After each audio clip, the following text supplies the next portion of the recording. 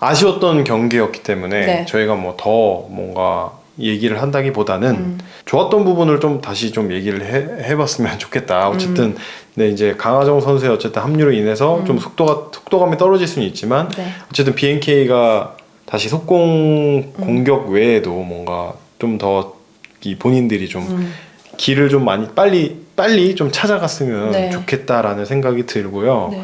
이번 저는 경기 근데 사실 그런 면에 있어서 물론 못한 부분도 저희가 이제 못한 부분을 많이 말씀을 드렸지만 BNK가 확실히 좋아진 부분도 많이 있다라고 네. 생각이 들거든요. 우선은 안혜지 선수의 어떤 리딩 부분이나 공격적인 부분에서 굉장히 많은 성장세를 보였다. 네. 저는 그렇게 볼 수 있는 것 같아요. 안혜지 선수가 사실은 공격에서 지난 시즌에 굉장히 소극적인 모습을 많이 보여줬었고 네. 특히 이런 자유투 성공률적인 부분에서 40%대라고 말씀드렸었는데 안혜지 선수가 올 시즌에는 자유투 성공률 지금 75% 정도 되고 와우. 또 외곽슛 성공률도 상당히 좋고 네. 뭐 안혜지 선수 뿐만 아니라 뭐 진한 선수도 약간은 좀 노련해졌다. 네, 그런 것들은 선수 개개인적인 부분에서 보면 많이 성장을 했다. 또 특히 대표팀 다녀온 선수들이 좀 성장을 했다라고 느껴졌는데 이제 그 나머지적으로 팀으로서 맞춰야 되는 부분들은 네. 아무래도 뭐 KB 스타즈와 마찬가지로 BNK도 2명 선수가 차출을 대표팀에 나갔다 왔고 또 2명의 선수 김한별, 강하정 선수가 들어왔기 때문에 이 부분에서 맞춰야 될 시간은 분명히 필요하다고 봐요. 네. 네. 그래서 뭐 이거는 시간이 좀 해결해주고 선수들끼리 어떤 맞추고자 하는 어떤 그런 대화라든지 이런 부분을 잘 한다면 그래도 발전 가능성이 있지 않을까 네, 네. 그런 생각합니다. 뭐 우리은행 선수들은 뭐 항상 다 잘하는 선수들이 잘하긴 했어요. 네. 근데 특별히 이 나윤정 선수, 네. 나달 선수가 오랜만에 또 MVP를 받았고 방송사에서 지금 네네네. MVP를 받았고 또 멋있는 또 그 버저비터도 하나 넣어주면서 오랜만에 또 기분 좋게 승리를 가져갔고 나윤정 선수가 네. 그 다음에 또 신인의 또 김은선 선수가 또 꽤 네. 마지막이었는데 활약을 좀 해줬어요. 그래서 네. 위성우 감독이 이런 어떤 진짜 신인 선수를 막 과감하게 기용하는 스타일은 아니라고 저는 알고 있었는데 뭐 방보람 선수라든지 뭐 김은선 선수라든지 뭐 이런 선수들을 굉장히 좀 점차가 많이 날 때 적극적으로 활용하는 모습을 보여줬다. 박지현 선수, 김진 선수가 빠졌을 때 우리은행은 강하다라고 말하는 게 늘 이런 건 것 같아요. 어떤 선수가 빠져서 다른 선수가 그 자리를 채우게 될 때 그 선수에 대한 리스크보다는 그냥 들어와서 그냥 원래 팀인 것 마냥 잘 흐름을 보여주는 그게 좀 가장 강점이라고 보이거든요. 네. 그래서 사실 김진희 선수도 그날 어떤 개인적인 이슈로 인해서 네 갑자기 엔트리에서 게임 뭐 한 5분 전에 제외가 되기도 했는데 네 그 부분에 있어서 나윤정 선수는 본인이 베스트 라인업에 든지도 모르고 갑자기 게임을 뛰었거든요. 그런데 그런 좋은 활약을 하고 또 분명히 그날 경기로 인해서 자신감이 그쵸. 붙을 거라 생각이 들어요. 나윤정 선수가 원래 슛이 정말 좋은 선수인데 맞아요. 사실 경기장만 가면 이 어깨에 힘이 굉장히 많이 들어가고 어떤 감독님의 압박감이라고 해야 되나? 이거 꼭 넣어줘야 된다는 압박감이 좀 있다 보니까 많이 못 넣었었는데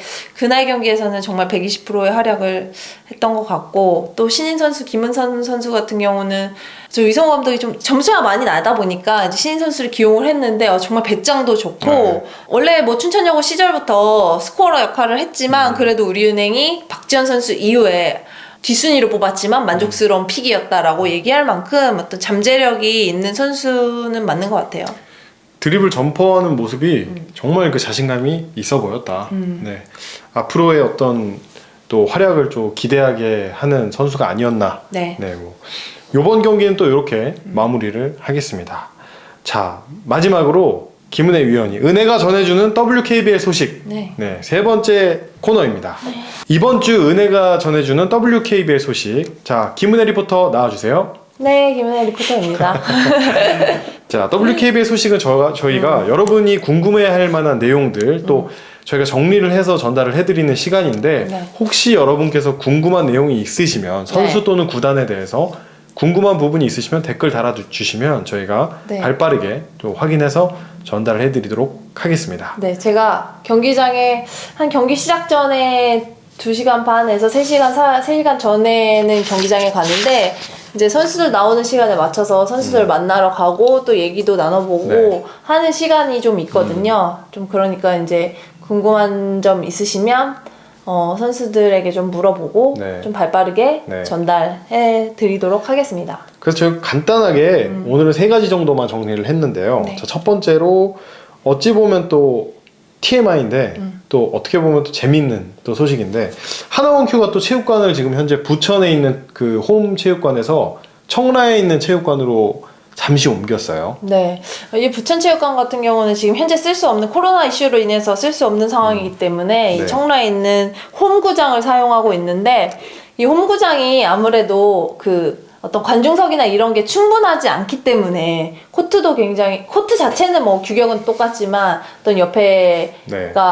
좌석이라든지. 네, 좌석이라든지 이런 부분들이 좁아서 위에서 카메라가 내려 비칠 때라든지 이런 구도가 잘 나오지 않아요. 그러다 보니까 저희 관중석도 정말 저 꼭대기에 있는데 그 꼭대기에서도 꼭대기 중에 가장 꼭대기 카메라가 심지어 저희보다 밑에 있어요. 그래서 저희가 볼 때 약간 경기를 볼 때 요렇게 봐야 되는 약간 이런 상황인데 네, 그렇게 앉아서 보는데 문제는 얘가 테이블을 만들어 놓은 테이블이다 보니까 제 옆에 이제 김기훈 캐스터가 앉았는데 거기 그분이 이제 움직일 때마다 막 밑에가 막 덜렁덜렁 약간 이런 느낌. 건물의 천장이 여기 있답니다. 네, 건물의 천장이 한 요 와. 정도 있어요. 그래서 앉아서 일어났다가 갈 때도 이렇게 숙이고 약간 이렇게 가야 되는, 뭐 물론 이제 여기가 늘 이렇게 해야 되는 건 아니고 임시로 쓸 수 있는 곳이기 때문에 네, 뭐 지금 어쩔 수 없는 상황이라는 것도 저도 이해하고 있기 때문에 그냥 그런 좀 뭔가 재밌는 얘기들을 나누고 싶었습니다. 네,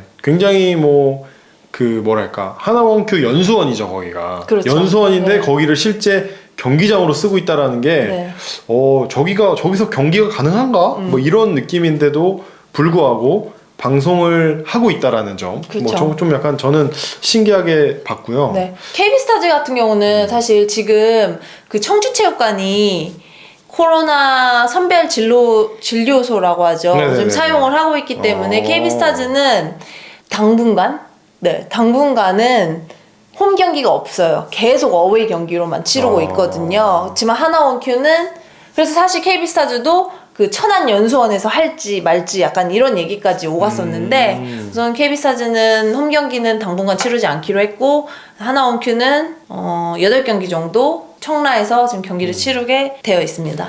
지금 보면 우리은행 같은 경우는 장위동에 연습 그 시설이 있고 그 다음에 아산에 그 이순신 체육관에서 경기를 하죠. BNK 같은 경우는 또 금정에 있는데 네.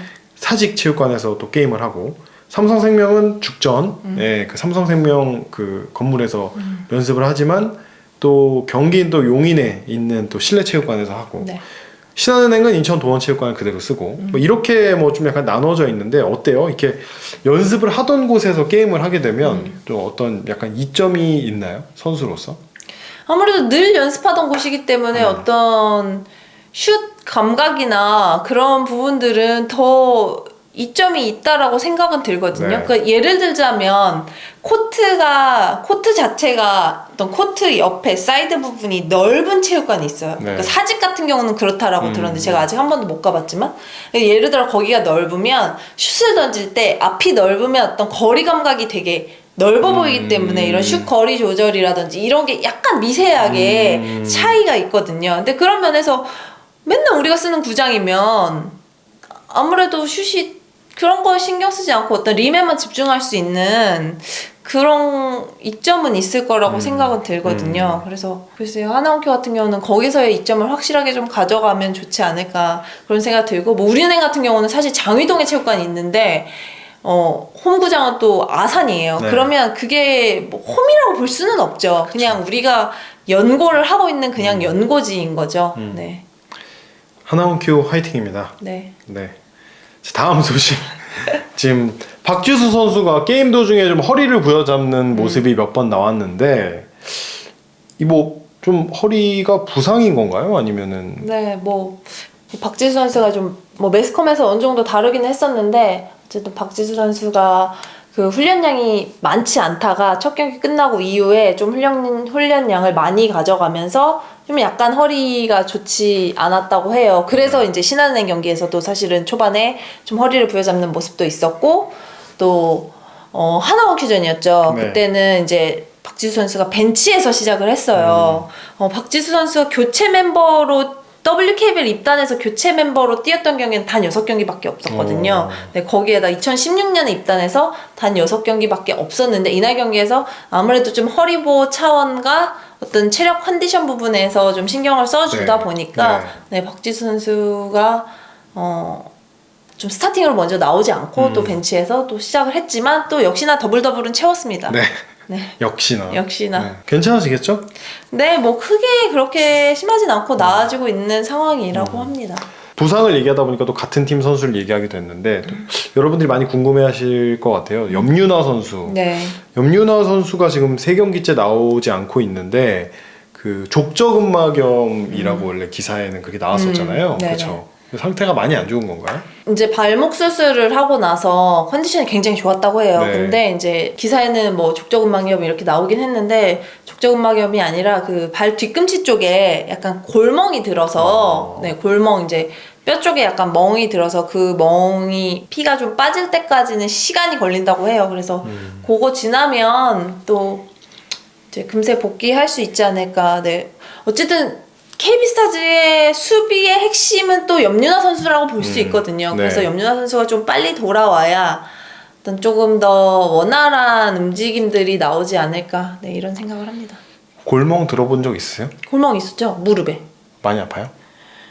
저는 한 2주 정도 운동 못했던 것 같아요. 뭐 저는 안 다쳐본 데가 없어요, 사실. 나중에 이렇게 부상일 때 얼마나 아프냐 이런 것도 한번 얘기해 보면 좋을 것 같네요. 얼마나 아프냐는 사실 뭐 강도나 이런 게 어떻게 운동이 어떻게 안 되냐 약간 이런 거? 근데 사실 부위마다 다르겠지만 부러진 것보다 염증이 더 아파요. 그거는 이런 염증 얘기는 나중에 하도록 하겠습니다. 왜냐하면 이게 또 이런 거 너무 한 번에 얘기해 버리면 재미없다. 재미가 없으니까 또 이런 것도 이게 또 카테고리로 또 모아가지고 막 다음 에피소드 염증편. 아킬레스 파열편. 그러니까 염증편 이게 얼마나 아픈가 또 뭐 어떤 운동을 못 하는가 어떤 움직임이 안 되는가 뭐 이런 것들 이런 거 좀 정리하면은 네. 재밌지 않을까. 뭐 물론 무조건 하겠다는 건 아니지만 어쨌든 뭐 그런 게 있으면 자 이렇게 해서 저희가 오늘 방구석 리뷰를 모두 마쳤습니다. 네. 네, 저희가 이렇게 일주일마다 한 번씩 또 리뷰를 통해서 여러분들께 찾아올 건데요. 더 재미있고 또 알찬 소식들을 들고 다음 주에 찾아뵙도록 하겠습니다. 안녕. 안녕.